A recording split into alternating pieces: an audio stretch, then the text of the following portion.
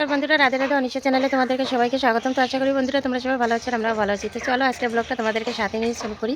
তো আশা করি তোমরা যেখানে আছো সবাই ভালো আছো, তোমাদের ভালোবাসা আর আশীর্বাদ নিয়ে আমিও ভালো আছি। অবস্থা দেখছো আমার মেয়ের অবস্থা, আমার চার্জার নিয়ে আর এখানে সম্পাপুরি নিয়েছে খাওয়ার জন্য। আর দেখো মুখটা কী করছে, বিড়ালের ছানা দেখছো।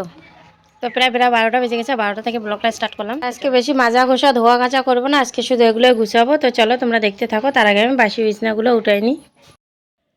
আগে শুরু করবো বরের বিছনা দিয়ে, কারণ বরের বিছনাটা আগে বিছিয়ে নিই। এটা হচ্ছে বাইরের খাট, আর এটা আগে আমার গুছাইতে লাগে। গুছাইতে চলে আসলাম। এটা হলো বরের বিছনা, আর বাইরের বিছনাটা আগে গুছাইতে লাগে। তো বেলা 12টা বেজে গেছে, মানে বাইরে যা একটু টুকিটাকি কাজ ছিল ওগুলো হয়ে গেছে। আর ঘরের কাজ নিয়ে আজকে বেশি ব্যস্ত থাকবো, কারণ সকালে ভাতটা রান্না করে দিলাম, ছেলেরা খায়রা স্কুলে চলে গেছে। আর এই যে আজকে তো কয়দিন যে কাপড় কাচলাম, এই কাপড়গুলো আজকে গুটানো শুরু করবো। সব কাপড়গুলো আজকে গুটা গুটা কিছু ঢুকিয়ে রাখবো, আর যেগুলো প্রয়োজনীয়, যেগুলো নিত্য ব্যবহার করতে লাগবে ওগুলো বাইরে রাখবো।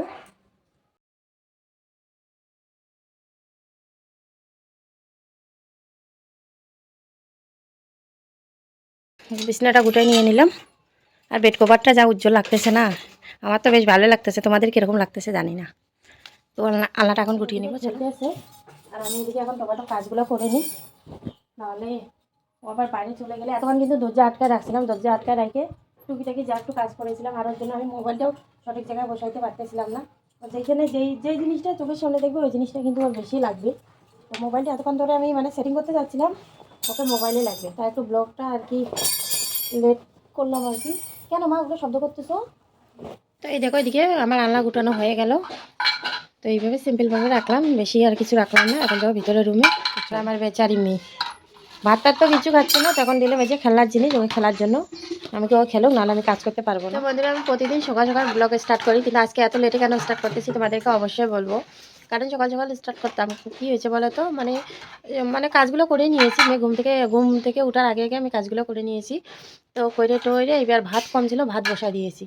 আর ভাত বসায় দিতে দিতে মেয়ে কিন্তু ঘুম থেকে উঠে গেছে। তো মেয়েকে এবার খাওয়াতে লাগবে, তো মেয়েকে খাওয়াচ্ছি। খাওয়াই দাওয়াই তো ভাতের এখানে উঠরানি আসছে, তো আমি একটু বাইরে মানে হাঁটতে যাবো একটু রাস্তায়। আমাকে ভাতটা সিদ্ধ হয়ে নিক, ততক্ষণ আমি হাঁটি। আর রান্নাঘরের সিঁড়ির থেকে আমার এত মাথা ঘুরাইছিল, আমি তো কালকেও বলেছিলাম যে আমার মাথা ঘুরাইছিল।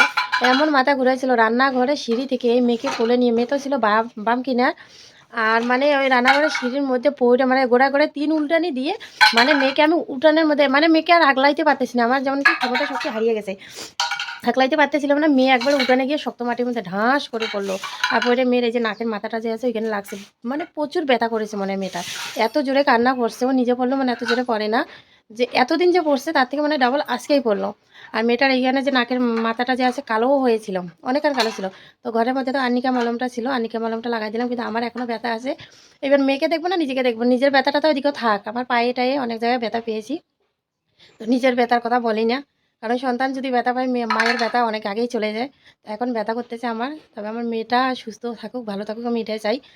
আর সত্যি কথা বলতে, মেয়েটার যে কোথায় লাগছে না লাগছে আমি বলতে পারতেছি না, যেন আমার হাতগুলো টিপে টিপে দেখতেছি।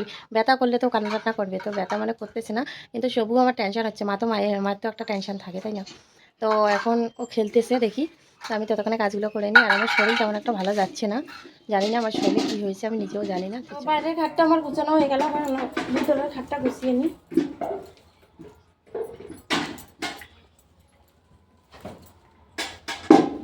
বন্ধুরা, আমার বিছনা গুছানি হয়ে গেল, দেখতে পাচ্ছ? এখানে বিছনাটা আমি গুছিয়ে নিলাম। আর জানলাটা খুলি নেই, জানলাটা আমার ভাঙার জন্য খুলতেছি না। আর মেয়ে ওইদিকে পা বার করে বাড়ি করে দেয়, আর রডগুলো হারিয়ে গেছে, তাই একটু বন্ধ করে রাখি সারাক্ষণ। আর এই যে এখানে টেবিলটা, এখানে একটা নতুন, আমি মানে নতুন না, আমার এটা মানে আগের অনেক বছরের শাড়ি, প্রায় 10-12 বছর হয়ে গেছে এই শাড়িটা। তো এইটা এক সিটা মানে বাথরুমে দিয়ে দিছি, আর একটা আমি টেবিলে বিছিয়ে দিলাম। টেবিলের কাপড়টা একটু নোংরা হয়ে গেছে তাই।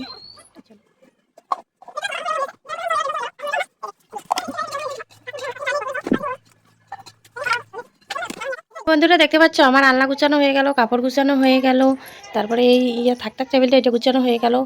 তো এখানে ডলটা রেখেছি, এই যে আলনা গুছাই নিছি। আর বাস্কেট দুইটা আলনার নিচে রেখে দিয়েছি, আর এখানে টেবিলে শুধু একটা ঝুড়ি রাখছি। টেবিলটা না, এটা ট্রাঙ্কের উপরে। আর আমার সম্পূর্ণ জায়গা গুছানো হয়ে গেছে দেখো। আর আমার মেয়ে হাঁটতে হাঁটতে ওর মানে আজকে পায়ের ব্যথা উঠে গেছে। গুছানো হয়ে গেল, এবার সব কিছুর পরে যেটা হলো সেটা হলো ঘর ঝাড় দেবো। তো এখন আমি ঘরটা ঝাড় দিয়ে নিব। আর ঘরটা ঝাড় দেওয়ার পর আরও কিছু টুকিটাকি অনেক কাজ রয়েছে, ওগুলো করতে লাগবে। আর মেয়েটাকেও পরিষ্কার করাতে লাগবে। মেয়েটা দেখো কখন থেকে ঘর গুছাতে শুরু করছি তখন থেকে কিন্তু মেয়েটা আমার হাঁটতেছে, কোনো কান্দাকাটি নেই, কিছু নেই, শুধু একটু দেখতে লাগতেছে আর ঘরে ঘরে ওখানে হাঁটতেছিল। তো ওর হাত পা পুরো নোংরা হয়ে গেছে, মেয়েদের মধ্যে হাঁটছে না, পায়ের তালু তুলো সবগুলো নোংরা হয়ে গেছে। আর এই দেখো আমার জানলা, দেখতে পাচ্ছ, এটা রেডিমেড জানলা, ওদের খুলে সবাই এইভাবে খুলে রাখি, আবার যখন লাগানোর টাইমে তখন লাগাই দিই। কি করবো ভাই, গরিবের সংসার, কষ্ট করে তো চলতেই লাগবে, তাই না? আমার মেয়ে একটা দুনিয়া যায় জিনিস সব কিছু খুলে রেখে দিয়েছে, একটা জিনিসও যে ভালোভাবে আছে সেটা না, সব এলোমেলো করে ফেলে দিয়েছে। রান্নাঘরে এখন ভাত বসাইতে লাগবে। তো সকালে যা রান্না করেছি ওগুলো শেষ হয়ে গেছে, মানে অল্প করে বানিয়েছি, তো জিনিসগুলো এলোমেলো হয়ে আছে, এগুলো একটু গুটাই রাখি।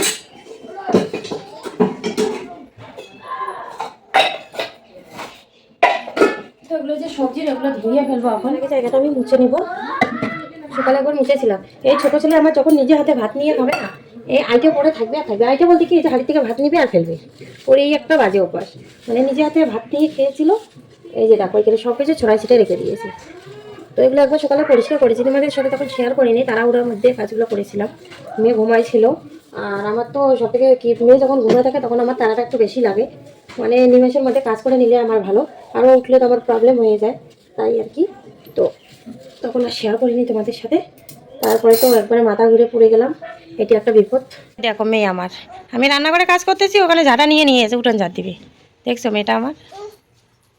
তো বন্ধুরা ঘরের কাজ করতে করতে চলে আসলো ছেলে, তো ওর ভীষণ বলে খিদা পেয়েছে। আর সে আমার ছোট ছেলেকে বলছিলাম ওকে টিফিনের জন্য 5 টাকা দেওয়ার জন্য, 10 টাকা নিয়ে গেছিলো, আমার কাছে টাকা ছিল না, তো বলছিলাম 2 ভাইয়ে 5 টাকা করে খাস। ছোটোটা কী করছে, ও একাই 10 টাকা খেয়ে নিছে।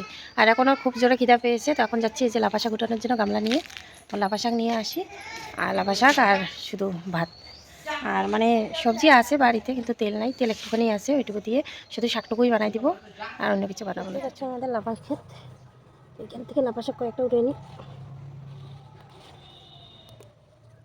তো তেল রাত্রিবেলা কালকে আনতে বলছি, আনে নাই, ভুলে গেছে নাকি জানি না, আর আনে নাই, এর জন্য এখন মানে শাকটুকুর জন্য তেল হবে, কিন্তু সবজি যদি বানাই হবে না। শাকের মধ্যে একটু কম তেল হইলে চলবে, কিন্তু মনে করো অন্য কিছু সবজি বানাইলে তো মনে করো তেল লাগবে না, এগুলো তো মনে করো শাক পাতা। তো যাকে আমার জন্য কোনো প্রবলেম না, আমি আলু সিদ্ধ ভাত হলেও খেতে পারি, কিন্তু বাচ্চারা না খেতে চায় না, যেটা সত্যি কথা। তাই ছেলে বলতেছে কয় শুধু শাক দিয়ে ভাত, মানে কী করবো বলো, তেল নেই, আর আমার হাতেও পয়সা নেই যে আমি তেল নিয়ে আসবো। সামনে আসতেছে সরস্বতী পূজা, ছেলেরা বলতেছে এবার আমার পয়সা লাগবে, অথচ কিন্তু আমার হাতে 1 টাকা নাই, আমি কোথা থেকে যে আনলাম লাফা শাক, আর ভাবলাম আইনে ডাইরেক্টলি ধুয়ে কড়াইয়ে উঠাই দিব। ও মা দেখি ছোট ছোট পোকা, তোমরা দেখতে পাচ্ছ না পাচ্ছ জানি না, এই দেখো অনেক ছোট ছোট পোকা, এই পোকাগুলোকে আবার বাঁচতে লাগবে এখন। লাফা শাকের মধ্যে অনেক পোকা, এগুলো কী করে এগুলো রান্না করবো মা, এই দেখ এগুলো সব পোকা, এই যে। তো শুভ সন্ধ্যা বন্ধুরা, তো সন্ধ্যা হয়ে গেছে, আর মেয়েকে নিয়ে আমি মানে মেয়েকে ঘুম পাড়াইতে গেছিলাম, আর এদিকে দেখি সন্ধ্যা নেমে গেছে, সন্ধ্যা হয়ে গেছে, এখনো ঢুকাই নেই, চেয়ার একটা রয়েছে বাইরে, তো ওগুলো এখন ঢুকিয়ে নিব। তো গেলাম হচ্ছে একটা ভাগিনা বউয়ের বাড়িতে, মানে ভাগিনা বউটার আর কি একটু অসুবিধা চলতেছে, তো বলছিল ডাক্তারের কাছে যাবে, তো বলছে আর কি আমরা যে গাইনো ডাক্তারকে দেখাই, ও গাইনো ডাক্তারের কাছে যাবে, মানে ওর একটা গোপনীয় প্রবলেম হয়ে গেছে।